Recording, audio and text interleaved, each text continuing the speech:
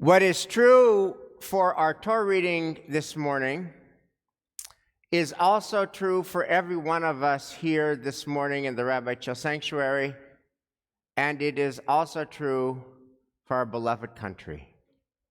Each of us, all of us, contain a lot of complexity.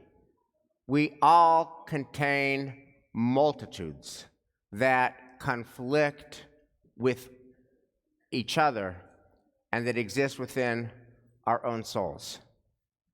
With a wisdom beyond his years, Charlie pointed out how you see that in this reading. When you think about it, it's remarkable. The same Torah portion, Shoftim, teaches us justice, justice shall you pursue. And then 4 chapters later, commands genocide in God's name. The Torah contains multitudes. But isn't that true of each of us? We all contain that kind of complexity. We can be totally generous and the opposite of generous. Totally caring and steely and callous. Forgiving and the opposite of forgiving. Patient and the opposite of patient. And we can be all of that within the same day, depending on the time of day, depending on who's in the room, depending on the context. We all contain multitudes, and of course, our beloved country contains multitudes. Here are 2 different narratives of our country and sneak preview. They are both correct. They're both true. Here's one narrative. America is the greatest country in the history of the world. America is a land of opportunity. America is the place where the American dream can be realized. And America is, without question, the best country ever for the Jewish people. Outside of Israel, America is the best country that Jews have ever lived in.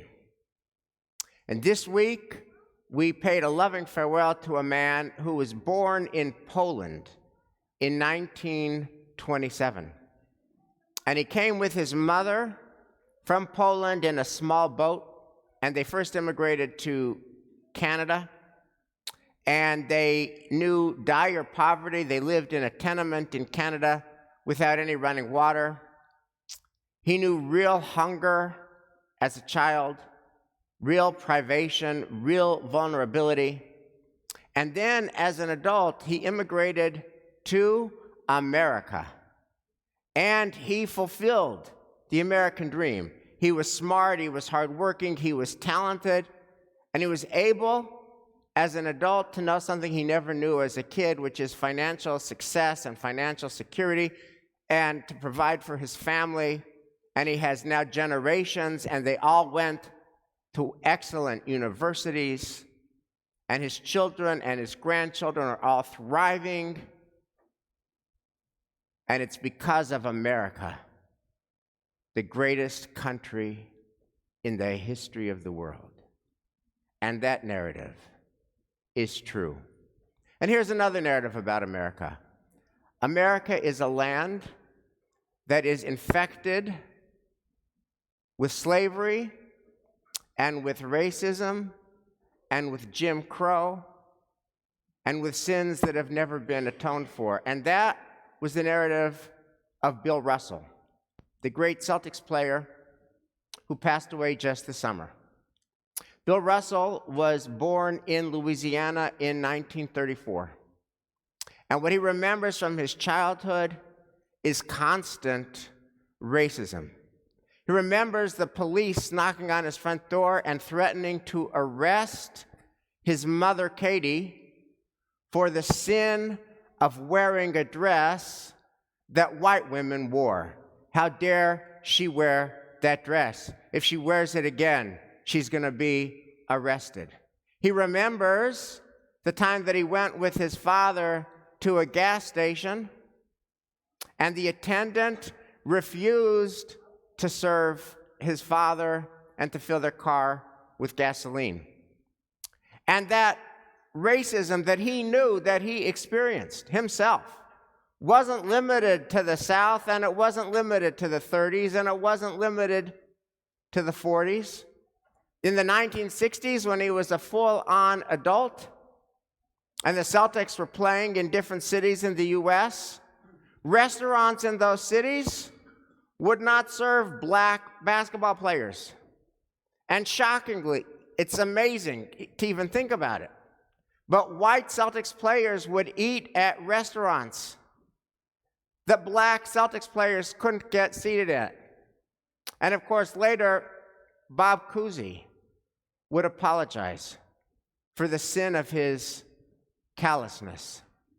And is well known, 1 year after Bill Russell leads the Celtics to yet another championship, he comes home to his home in Greater Boston, and it is vandalized with racial insults and obscenities. The narrative that America is the greatest country in the history of the world, totally true. The narrative that America is beset with the sin of racism is totally true.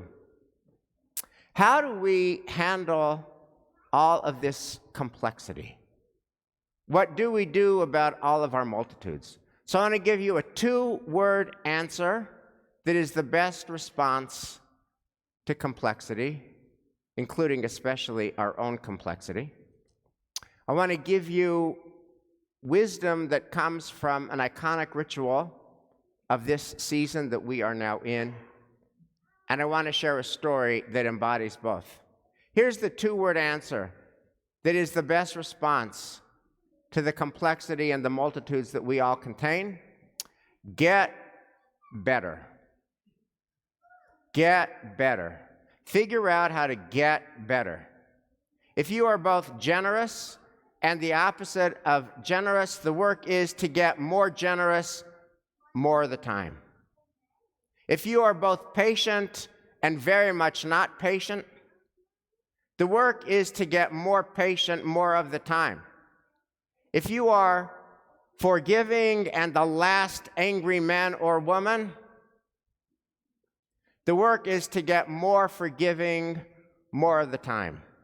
By the way, this impulse to get better is enshrined in the very first line of the United States Constitution. And it took an Israeli to remind us of that. The first line of the U.S. Constitution is, "We, the people of the United States, in order to form a more perfect union." And Micha Goodman, our teacher from Israel, says more perfect union, not perfect union, because the job is to become more perfect, better than yesterday. So we are in Elul. Rosh Hashanah is in a few weeks. So our work now is to think about, where do we need to get better? Given our own complexity, given our own multitudes, what is the work we need to do? Where do we need to grow? How do we need to become a more perfect version of ourselves, and how do we do that? So for that, I want to share just a gorgeous ritual that happens every weekday morning at the end of Minyan during the month of Elul, which is we blow the shofar. We blow 4 notes every weekday morning. The first 3 are Tekiyah, Shavarim, Teruah. Tekiyah is long, strong, proud. Shavarim means broken. It's broken into 3 smaller sounds. And Teruah is a staccato, 9 small notes. And the meaning is that Shavarim is brokenness, and Teruah, the staccato notes, are tears that we cry for the brokenness. So when you put this all together, we have all the complexity that we all embody. Tekiah, we are long, strong, and proud. That is true. Shavarim, we are also broken in important places, and that is true. Truah, we also cry for our brokenness. That is also true. But we don't end with Truah, we end with Tekiah Gedolah. We take what is long and make it longer. We take what is strong and make it stronger. We take what is proud and make it more proud. And how do we do that? Because we have to work our way through the brokenness of our Shavorim. We have to work our way through the tears from our brokenness, the Truah, until we get to the other side. So here's your challenge. Think about the pain that you're holding now. And everyone is holding pain. Think about the pain that you're holding because of the brokenness that you feel. Here's the challenge of Elul, and here's the lesson of the shofar blowing. Don't waste your pain. Pain is a terrible thing to waste. Take your pain and redeem it. Take your pain and use it. Take your pain and redeem it and use it so that it inspires you to become a better you. Let me give you an example of what this looks like, which will bring us back to Bill Russell. So as is known, Bill Russell was the great basketball player of his generation, really one of the great athletes of all time. This is crazy. He played for 13 years, and he won NBA championships in 11 of those years. And if you just do the math, that means he was an NBA champion 85% of the time. That record is unrivaled before or since. So of course it was just a given, a no-brainer, that he would be a first ballot Hall of Fame NBA player. But it's what happened once he was inducted into the NBA Hall of Fame that is so instructive. Namely, he didn't show. He protested his own induction. He didn't come. And he let the world know why he didn't come. He didn't come because he said the NBA Hall of Fame and the NBA are not doing enough to combat systemic racism in America. And he said to the Hall of Fame, I wasn't the first black basketball player in the NBA. And I wasn't the most courageous. The most courageous were the first black basketball players. They should be in the NBA Hall of Fame. Attention should be paid to their courage. They were pioneers. And I'm never going to come to the Hall of Fame until and unless you induct the real heroes, the first black NBA basketball players. And the NBA did so and inducted the first black basketball players. And then it did something for Bill Russell that had never been done before or since. It inducted him a second time. He's the only person to be inducted both as a coach and as a player. And when he was inducted as a player, he came because he saw that he was trying to make some progress. He did the same thing, by the way, with the Boston Celtics and with Boston. Because when he retired, of course, the Celtics retired his number 6, and he would not come to the ceremony honoring his 13 years. And he would not come as a protest because of ongoing racism in our own beloved greater Boston. Roll the film forward 30 years after he retires, the Celtics make a covenant with him. We want to re-retire your number 30 years later. This time, if you'll come, would be great. And we're going to mark the last championship that you got, the 30-year anniversary of. What do we need to do to make that happen? And Bill Russell was on the board of directors of a mentoring organization that provided mentoring for at-risk kids. And so the Celtics did a whole fundraiser and raised a lot of money to provide mentoring for at-risk kids, and Bill Russell came. Shavorim teruah tekiah gedolah. Brokenness, pain. Don't waste your pain. Use your pain. Redeem your pain by turning it into a tekiah gedolah. For Bill Russell, for every one of us here today, for our Torah, for our nation, the reality of complexity is just the beginning of the conversation. It's what happens next that really matters.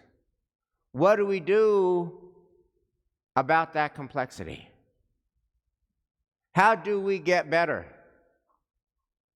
How do we move from brokenness and tears to a better us and to a better world? And the ball is in your hands. Happy Elul.